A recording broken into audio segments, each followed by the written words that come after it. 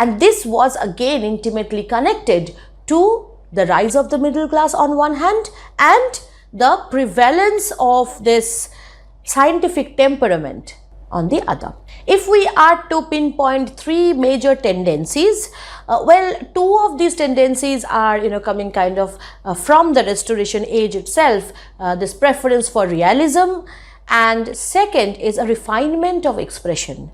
Third tendency, which is also rooted in the Restoration Age, is preference for satire.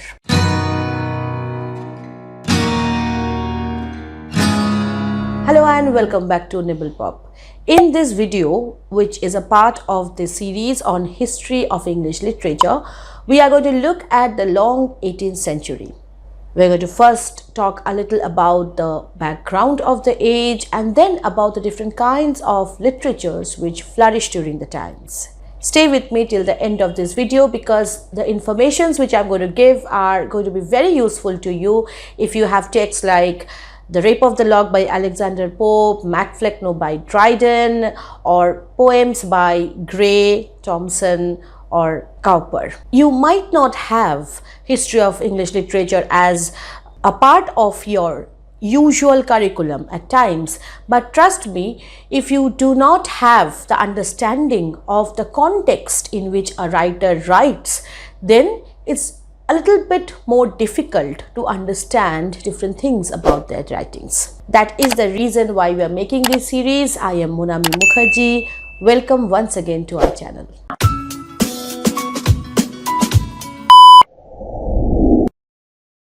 This is a continuation class from the Restoration Age, which we have done earlier. You see, the first half of the 18th century is characterized by rapid social development in England, and that kind of continued till the end of this particular century. Nearly 2,000 coffee houses sprang up just about the area around London. Men were interested to refine their manners.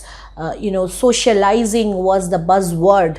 Okay, you need to have this good manner and learn social etiquettes because coffee houses were kind of the trend of the times, and at the same time there was this proliferation of journalistic writings. Earlier we had seen that England was divided into different kinds of groups. Political divisions were there, the Whigs, the Tories, then these religious divisions were there. These divisions continued to exist even now in the 18th century, but there was an element of tolerance in human beings. They were more tolerant about the people who are different from them. There was much less violence in the way people treated other peoples or people of other groups. Another very important thing that happened during this time was the spread of education, lots of schools and colleges, and the rise of the middle class became a determining factor. Why did the middle class rise during this time?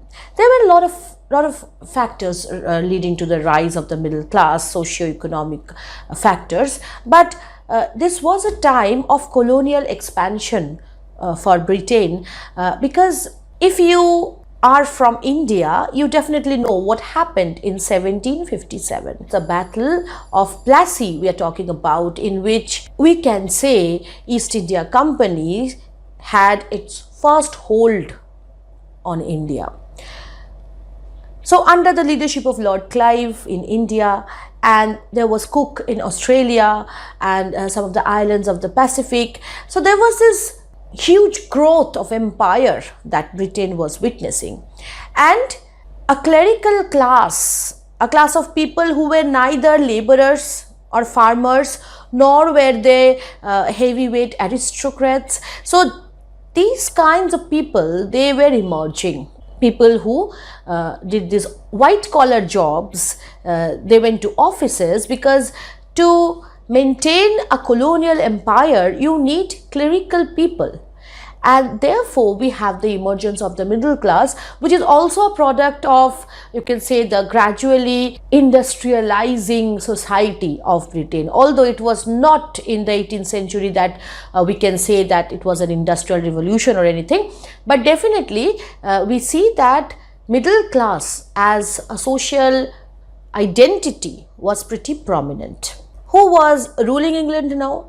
As we have seen that William of Orange and Anne, they were the rulers of England, but it is seen that Queen Anne didn't have much of an influence so far as literature was concerned, not in the way that Elizabeth influenced literature, and not even close to what Victoria did. So here we see that the main thing that ruled the literary space of England was reason and good sense. Now, there is a reason why 18th century is called an age of prose and reason, because prose as a genre, different kinds of prose, that can be fiction, that can be non-fiction, that flourished during this time. And this was again intimately connected to the rise of the middle class on one hand, and the prevalence of this scientific temperament on the other. If we are to pinpoint three major tendencies, well, two of these tendencies are coming kind of from the Restoration Age itself, this preference for realism, and second is a refinement of expression. Third tendency, which is also rooted in the Restoration Age, is preference for satire, mockery, both in prose and poetry. So we can kind of say that these were the three basic tendencies of any kind of literature produced during the age, with some very little exception. Now, as I was saying, that this age is not called the age of Queen Anne in a history of English literature book. So what is it called? Sometimes it is called the age of prose and reason, and you will understand by the end of this lecture why it is called so. We also call it the Augustan Age, at least the beginning part of it, which is also known as the Age of Pope, that is Alexander Pope, and the later part is sometimes referred to as the Age of Johnson.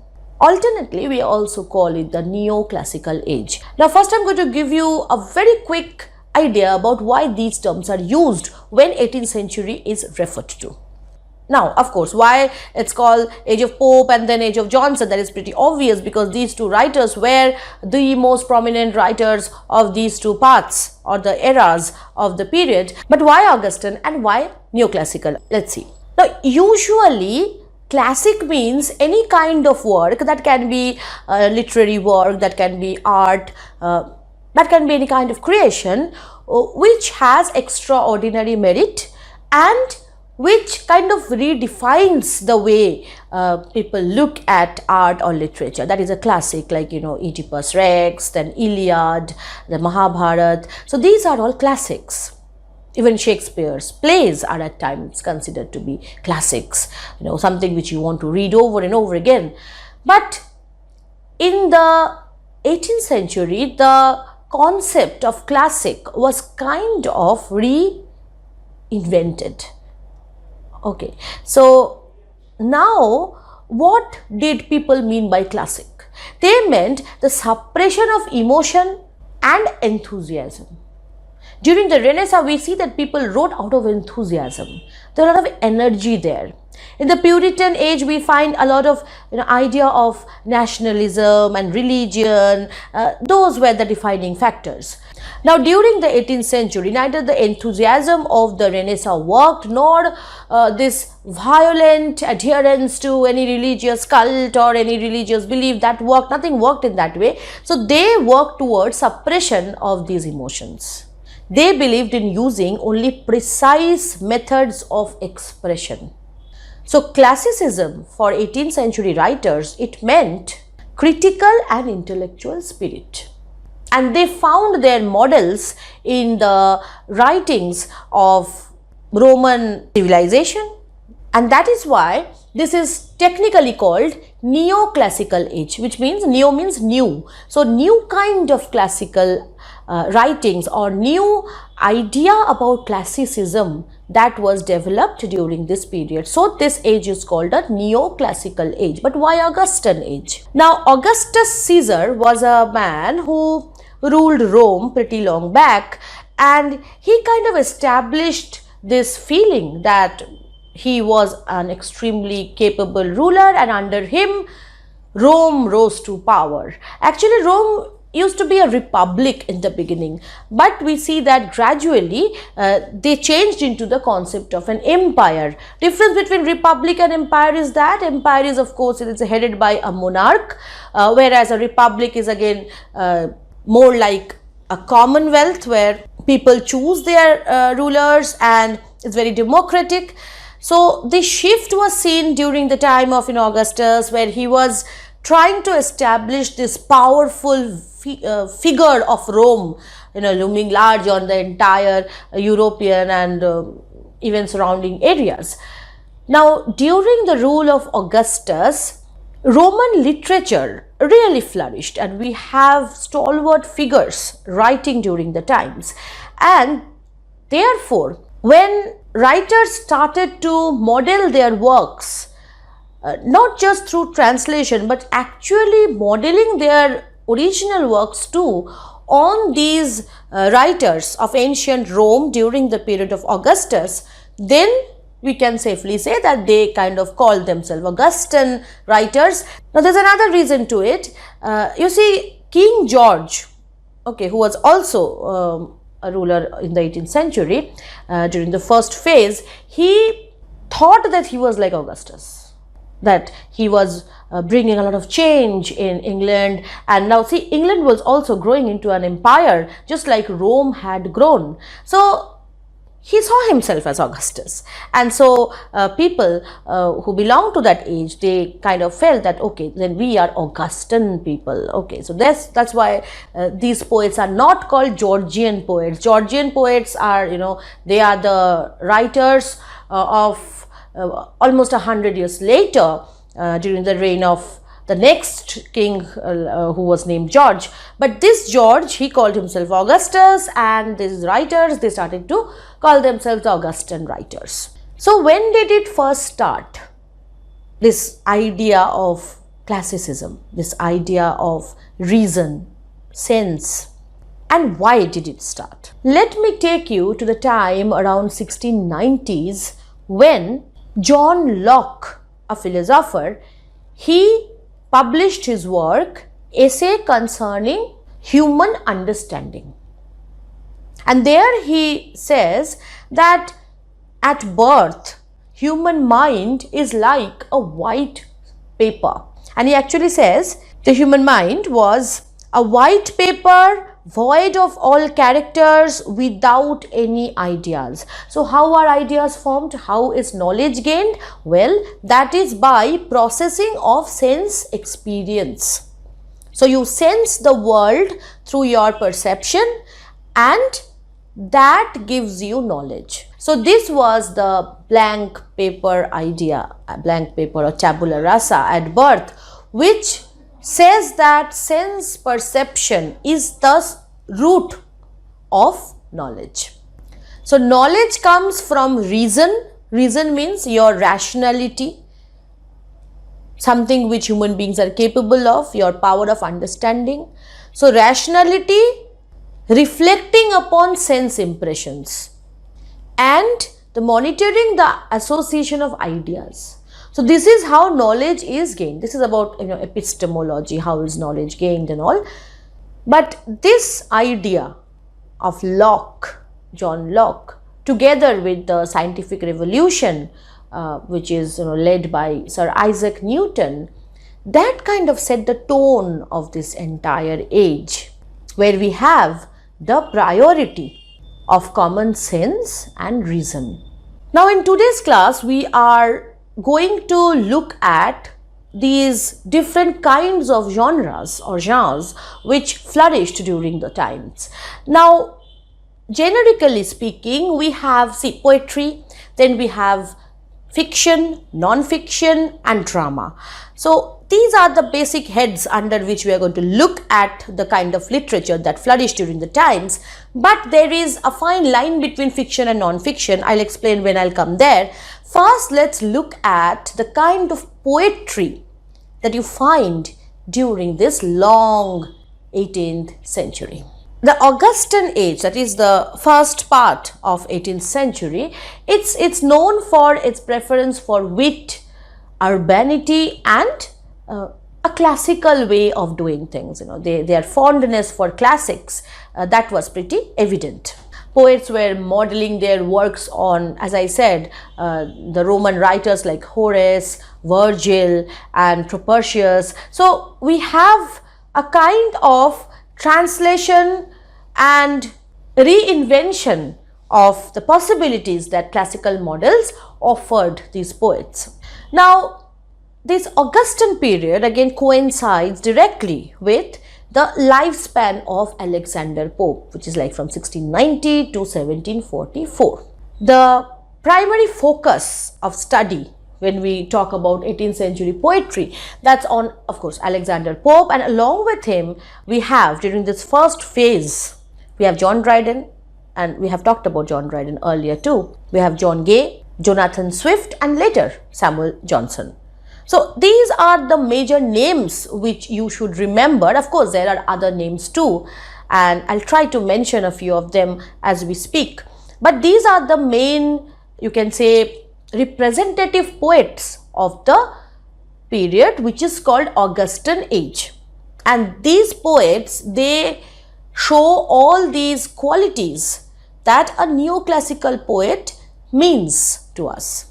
Now, among the poetic forms, the most popular one was, of course, the mock epic or verse satire, which is like mockery of the classical form of epic. Just to name a couple of them, there is, of course, The Rape of the Lock by Alexander Pope, Macflecknoe by John Dryden. Now, if you have the text, The Rape of the Lock, it's just an announcement that we are going to begin a full-fledged series on The Rape of the Lock by Alexander Pope very soon. Maybe by next week you will have the first episode. So if you have that particular text in your syllabus, then this video is also going to be very useful for you. So just see this video as an introductory class of that particular text. And if you have that text in your syllabus, do mention that in the comments so that I can know that, okay, there are people who want this from us. Okay, so coming back to the features of a mock epic. Mock, this word mockery means to make fun of something. And mock epic means to make fun of epics. But epics have certain characteristics. See, when we look at books like Paradise Lost or Iliad or Odyssey or even Beowulf, we find certain characteristics there, certain features, and these features are also found in mock epics.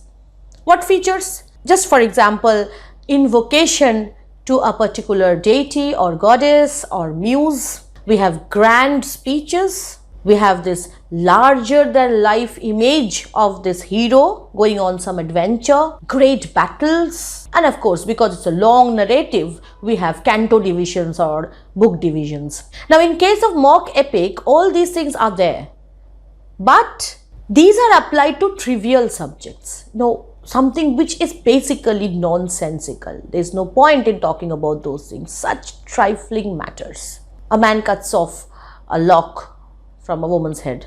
That becomes the subject of an epic. That is what happens in The Rape of the Lock. So trifling matters which shouldn't be of any concern to anybody in the world. And why is this done?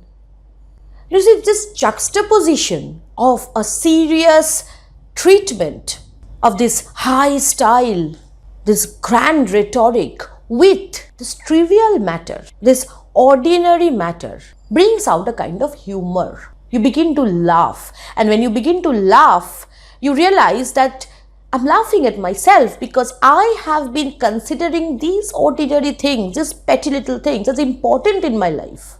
And if I'm laughing at this, then I'm laughing at myself. So this laughter becomes a corrective gesture. because you begin to hold a mirror onto yourself. So Pope or people like him, their work or their motive was to hold a mirror to society.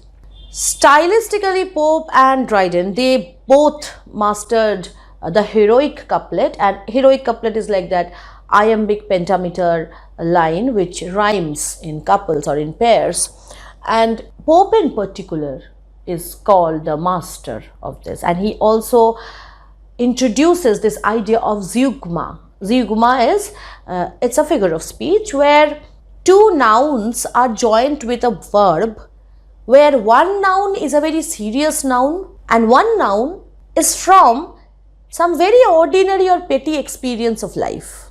For example, in one of his lines he says that Queen Anne, she takes counsel and tea. Counsel is when you consult with your minister, something very serious about state affairs, political affairs, and tea is something very ordinary. But he joins the two words with the verb takes. So this juxtaposition of this juxtaposition of something very ordinary and something very serious, this is what zeugma is about, and this is what mock epic is about, because that line then becomes very humorous. We will be talking a lot about these when we will do the textual reading of Rape of the Lock. Now let's come down to the basic idea of poets then. Poetry was seen as a social act. You are trying to bring a difference to society. Pope, of course, wrote philosophical and literary prose as well, other than poetry. And sometimes in his poems too, we have elements of criticism. So his poetry is not emotional. Some of the notable works are Pope's essay on criticism and essay on man. Essay on man is interestingly a poem. So this difference between poem and prose, that was getting kind of blurred. You're writing an essay in verse. Eventually he wrote this very bitter satire which is called the Dunciad, and this was actually against his opposers, his critiques, you can say, and his critiques were actually called his dunces. He uses therefore Dunciad, almost like Iliad, like that way, and he becomes kind of a serial killer in that particular poem, because he imagines all kinds of horrible things happening to his opposers, and well, that is satire, but it is very bitter. It is not like Rape of the Lock. Rape of the Lock is much softer, kinder, you can say.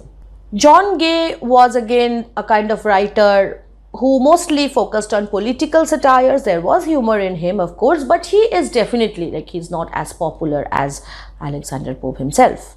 As far as Samuel Johnson is concerned, well, we will talk more about him when we will talk about prose, because that is where he is more remembered rather than his poems, which are not very popular, trust me. So this was the dominant strain, at least during the first phase of the age, but there was an alternative strain. There was a different kind of cross current. Whereas the first strain may be called focusing on sense, the second strain I'm going to talk about represents a gradual shift from sense towards sensibility, where the focus is on sense experience, but as a personal attribute, not as a social act. Now in 1726, John Dyer and James Thomson, they published poems describing landscape, that is scenery, from a personal point of view. We have Dyer's Gronger Hill and Thomson's Winter, and later he published on other seasons as well, and together we know that piece as Seasons, Thomson's Seasons.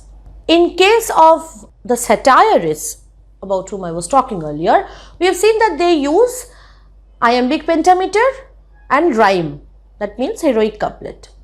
In Dyer we see octosyllabic couplets. Now if you are not familiar with prosody or prosodic terms, let me just give you a basic idea here. Pentameter means there are 10 syllables, roughly, with some little bit of variation here and there, but predominantly 10 syllables, because 2 syllables, they make 1 foot, and therefore pentameter, which have 5 feet, therefore 5 into 2, 10 syllables. But Dyer is using octosyllabic couplets, which means he has 4 meters, and therefore he is departing from the general trend. And what is Thomson doing? He is doing even a bigger change. He is bringing about a bigger change. He is going back to the Renaissance or to Milton. He is writing blank verse. And both these poets, their words, their poetry, they are very meditative, philosophical, and has this element of melancholy about them, nostalgia about things gone and isolation of man. So they treat human beings as isolated individuals and not as a part of a social milieu. So their focus is not London, but human mind and how they react to life, react to nature, react to sensations in life. So from sense to emotion, there is this shift. Now this particular strain, it gained momentum with Thomas Gray's Elegy written in a country churchyard. Setting is country churchyard, not London. So he is taking the setting away from London, the center of civilization, the center of satire, to a faraway land, to a rural place in England where a person looks at life, looks at death on his own and all alone. And he follows no classical model, because he is not writing elegy on any particular person. He was writing elegy on every common man, because he was telling us that every common man's life is worth writing about. So this focus, shifting from the aristocracy to the even middle class life to the rural side of England. This shift of focus from man's experience in a social milieu to solitary experience. This shift is called the transition. A lot of churchyard poets cropped up, after Gray, imitating his style, but Gray is of course the most notable of them. We have similar poets who exhibit the kind of melancholic, meditative aspect. We have Cowper. He has this beautiful poem which is also prescribed sometimes, The Solitude of Alexander Selkirk, which is again based on the adventure, or rather the solitude of some estranged, some alienated sailor who finds himself alone on an island.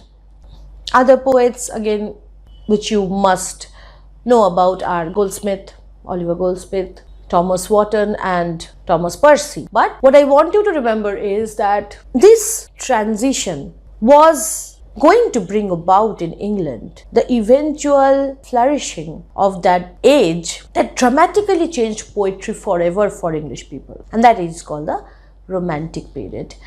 Often syllabus framing committees, they put William Blake in this transition phase, and that's like a criminal act, because I feel William Blake is one of the greatest romantics there is, and he kind of brought in the romanticism in England, and you can't put William Blake with the pre-romantics. He was a romantic after all. Anyway, so we will talk about those things when we will go to Romantic Age eventually. Now let's conclude then that poetry had two strains. The dominant strain was the strain which focused on reason, whereas this transitory strain, which eventually flourished during the Romantic Age, that had started with people like Thomson, Gray, Cowper. Now in the very beginning I had said that this age is called the age of prose and reason. So let's just now shift our focus to the kind of prose that was being written during the time. Now here we can say that there are two kinds of prose that are written One is fiction and one is non-fiction. And sometimes during this age, we see that the definitions are not always maintained. In some of the texts, you don't know how to even look at that text as a fiction or a non-fiction. So we'll just go over some of the dominant non-fiction works first, which also have elements of fiction in them. It was during this time that there was a rising popularity of journalistic writings, because the coffee houses were there and people were interested in reading these papers and magazines there and discuss about it. So this gentleman's club concept, this was also rising, and therefore there was this proliferation of journalism, and press became a very important pillar of the country. And the most important form that develops in the field of journalistic writing is the periodical essays. Now, so far as periodical essays are concerned, we have first these periodicals by Richard Steele, which is called the Tatler, and in Tatler, Steele tries to entertain people by making fun of things, and the mood is also very light. And then he collaborates with Joseph Addison, and in their collaboration comes the wonderful periodical, The Spectator. And Spectator was mostly run by Addison, although I'm calling Steele a collaborator, but involvement of Addison was like more pronounced. Now, what was The Spectator about? It's about a gentleman's club which had these imaginary characters, and it was a journal run by them. So that was this idea. The whole thing was like a virtual gentleman's club. And the main character of the Spectator papers was Sir Roger de Coverley, and he was a country squire. So there were other kinds of people who belonged to this gentleman's club, but they are not from the aristocratic society. So Spectator was a milieu of the society that was actually there in real life in front of the writer. Just as Steele's Tatler has this objective to entertain people, the objective of Spectator was to educate in the guise of entertainment. The declared objective of Spectator was, and I'm just quoting here, to enliven morality with wit and to temper wit with morality. So the focus is morality. There is a moral standard, and based on that standard, people are judged. But that judgment is not harsh. Addison is never harsh or bitter. There were other journals like the Grub Street Journal, the Gentleman's Journal, the Monthly Review, and some of them were controversial too. We have controversial journals written by Daniel Defoe, who landed in prison because of his writings. And then, since Dr. Johnson is there in all the genres, like whenever we speak of any genre, we will have something from Dr. Johnson. And so he wrote periodicals too, and we have his Rambler, which is pretty popular, and we have Goldsmiths B, but that kind of brings things to a close for periodicals. Now coming to the other end of the spectrum, so far as prose is concerned, we have figures like Defoe and Jonathan Swift. Now Daniel Defoe is considered to be the first novelist of England, but back in his days, he was like known more for his pamphlets and prose non-fiction.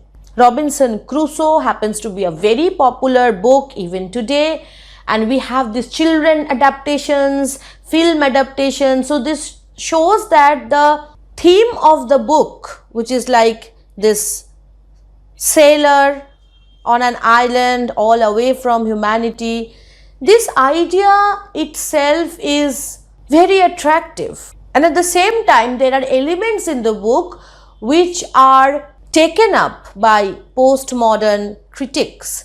Ideas such as attitude to slavery and post-colonial readings. Because it's not just about the sailor who is alone on an island. It's about the way he treats somebody he meets there.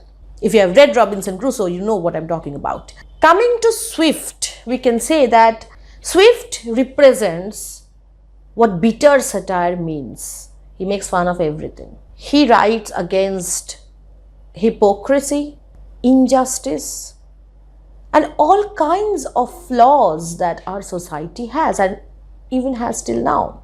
Now, his non-fiction is full of satire. That is the root of his non-fiction, you can say, the source of his non-fiction. But he is best known for his works, which are 1. Tale of a Tub, and 2, of course, the one which you already know about definitely, which is Gulliver's Travels, and which is like a series of 4 books.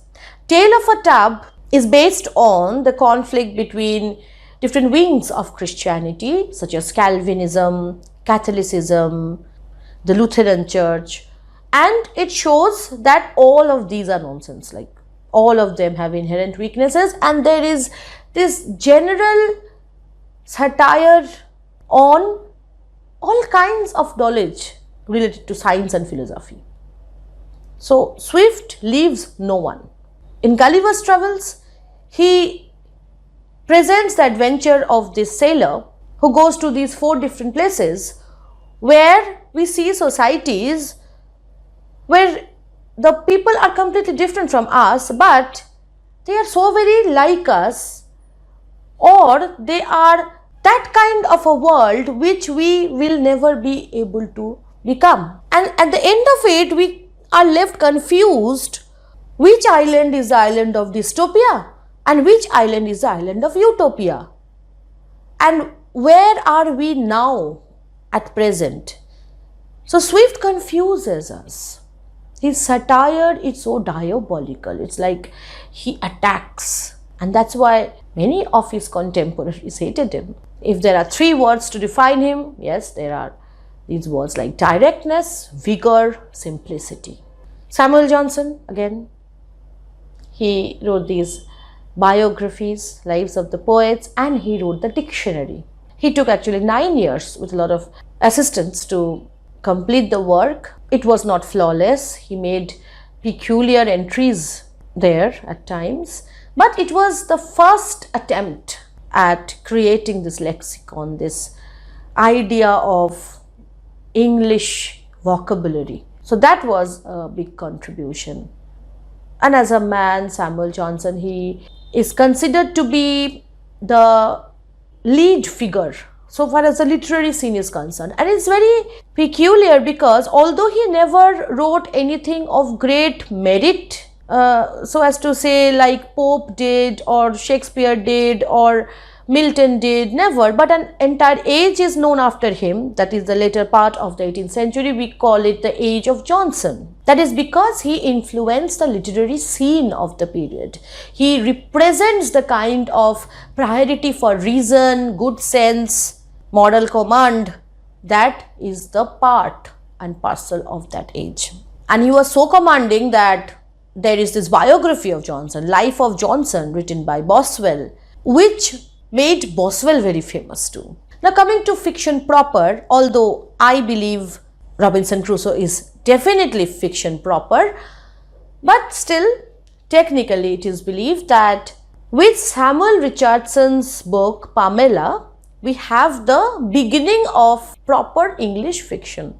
Pamela, or Virtue Rewarded, was published in 1740. The technique was epistolary, which means that it was not written like a narrative, but as a series of letters, where one characters write letters to another character and that character replies, and through those letters we get to understand a storyline. There is a moral stand where we see that the central character, Pamela, she is rewarded for virtue. What kind of virtues? Virtues which are associated with modest and chaste women. So that kind of a moral stronghold is established here. Clarissa, or the history of a young girl, that comes after Pamela. And then after these 2 women-centric novels, we have Sir Charles Grandison. And here we have a hero who is like a model hero, you know. He has these aristocratic manners and at the same time middle class values. So this ideal hero of Richardson is placed before us. Now, as I was telling you that this age was an age of opposition, where one poet opposed another, one writer opposed another, and sometimes they attacked through their works. And this is exactly what happened with Henry Fielding. In 1742, just 2 years after Pamela was published, Henry Fielding, he published Joseph Andrews. And Joseph Andrews was like kind of a hit against this idea of Pamela's virtue.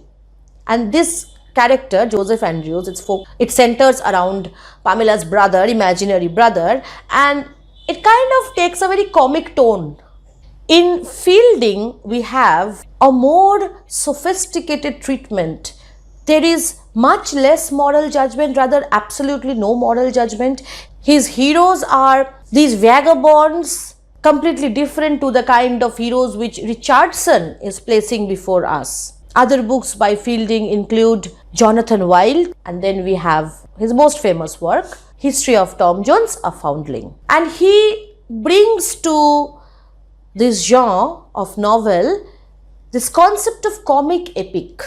So in verse we have mock epic, which is popularized by Pope. In novel we have comic epic. So it's like comic epic in prose. There is no moralization, however.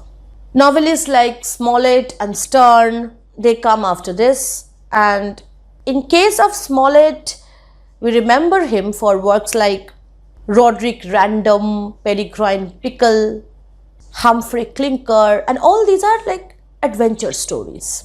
And what he does is, he takes characters and presents them as types, and it's like caricature, creating a kind of comedy, but he does not perfect this art. This art is perfected later by Charles Dickens during the Victorian times. But this is what he does here, and he kind of works on the idea of the comedy of humors, where Ben Jonson earlier had tried to establish human beings as types. The same kind of idea is seen in case of Smollett.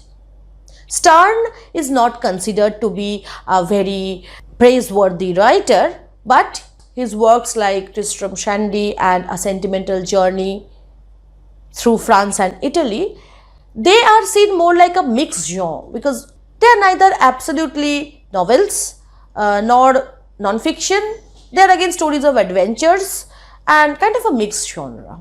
It's with Goldsmiths Vicar of Wakefield in around 1766 that we see a different kind of flavor added to this genre of novels. So all the novelists that I have mentioned, popular or less popular, they brought in something unique to it. It was like they were giving shape to this new genre that was evolving, and each one brought something to add to that shape.